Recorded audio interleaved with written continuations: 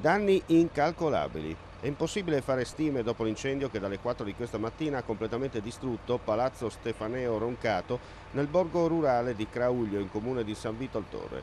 Opere d'arte come i quadri del Tiepolo e del Chiaruttini sono andati distrutti, divorati dalle fiamme. Pezzi unici dal valore inestimabile.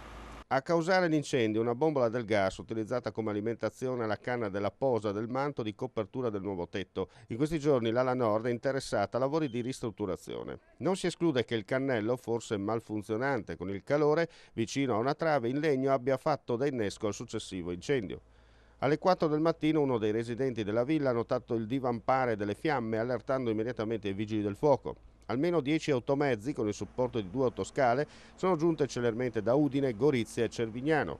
Al loro arrivo i vigili del fuoco hanno trovato però davanti a loro un ostacolo non previsto, purtroppo decisivo per evitare il peggio. Il porticato d'entrata troppo basso per permettere il passaggio degli automezzi. A questo punto le squadre di soccorso hanno cercato di spegnere le fiamme con l'ausilio delle 2 autoscale, gettando più acqua possibile, mentre altri pompieri hanno cercato di creare un varco tra il fuoco. Nessuna persona all'interno del palazzo è rimasta vittima o intossicata. L'opera dei vigili del fuoco continuerà per almeno un paio di giorni. Come detto, i danni sono incalcolabili, vista la completa distruzione di opere d'arte di immenso valore artistico-culturale. Indagini di polizia giudiziaria da parte dei carabinieri della stazione di Aiello del Friuli, coadiuvati dai colleghi della compagnia di Palmanova.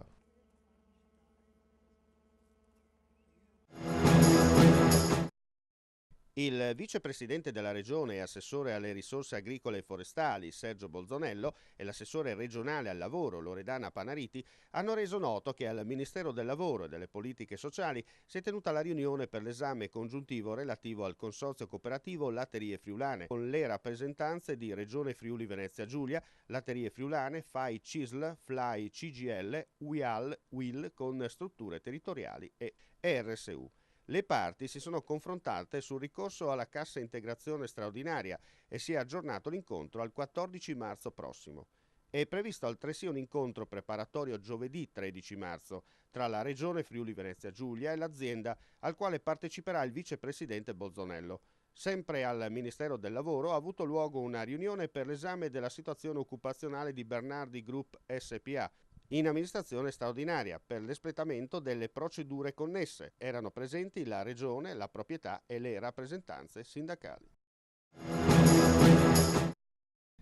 Ha aperto ad Aquileia, la Casa Pasqualis, il primo sportello al cittadino della Soprintendenza per i beni archeologici del Friuli Venezia Giulia, per il territorio dei comuni di Aquileia, Cervignano del Friuli, Terzo di Aquileia, Villa Vicentina, Fiumicello e Grado.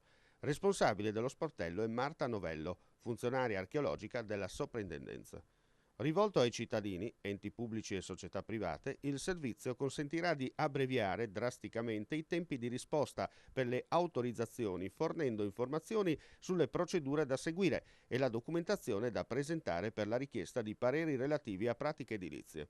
I cittadini potranno inoltre ricevere indicazioni sulla situazione vincolistica e le norme relative alla tutela archeologica, contenute nei piani regolatori comunali, sulla normativa che regola i lavori pubblici e sull'archeologia preventiva.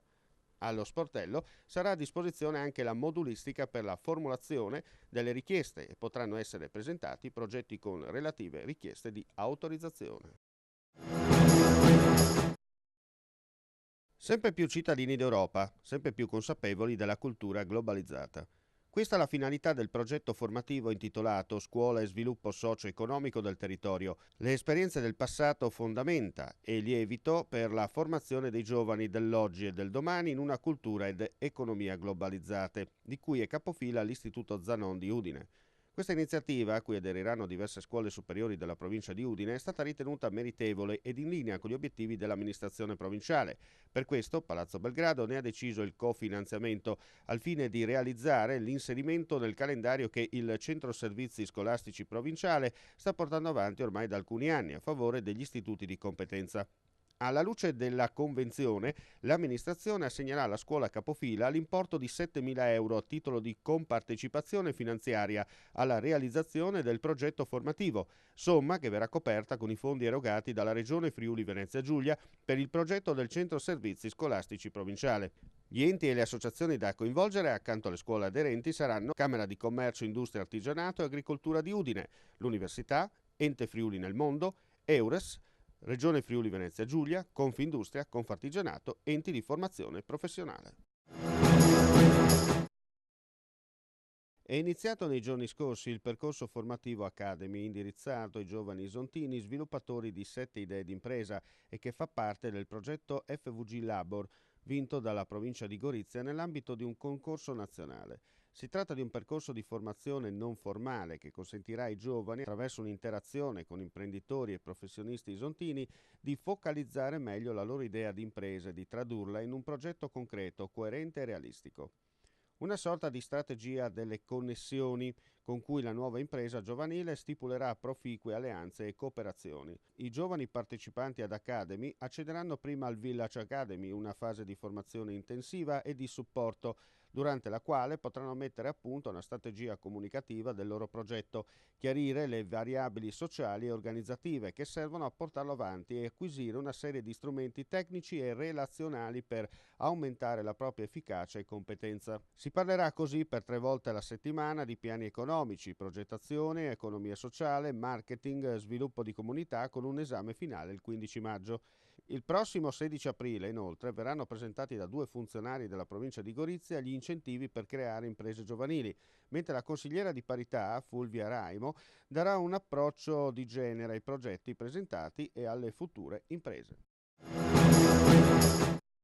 Prosegue il percorso partecipativo per la definizione del piano di riordino scolastico delle scuole secondarie di secondo grado della provincia di Gorizia. Da lunedì 17 marzo inizierà la seconda tappa del percorso che sta impegnando la provincia per cercare un confronto capillare con le altre amministrazioni, la popolazione e ovviamente gli istituti scolastici. Il criterio adottato è semplice. L'amministrazione provinciale, ospite del comune capofila dell'istituto comprensivo, si propone di ascoltare le problematiche, i suggerimenti, le criticità che di volta in volta verranno suggerite, al fine di poter comporre non solo un piano di riordino pertinente e condiviso, ma anche di porre la scuola al centro dell'attenzione della gente e degli amministratori. Gli incontri saranno anche un'occasione utile per trasmettere informazioni alle famiglie sull'offerta formativa e sulle norme che oggi disciplinano le organizzazioni scolastiche. Al momento sono 5 gli incontri fissati: a Gradisca di Sonzo il 19 marzo alle 20 nella sala del Consiglio Comunale, a Cormons il 20 marzo alle 20 nella sala civica, a Staranzano il 25 marzo alle 20 nella sala del Consiglio Comunale, a Romans di Sonzo alla fine di marzo, data ancora da definire, comprensivo di Romans, Mariano, Villesse e Medea, e a Monfalcone il 31 marzo alle 20 nella sala del Consiglio Comunale.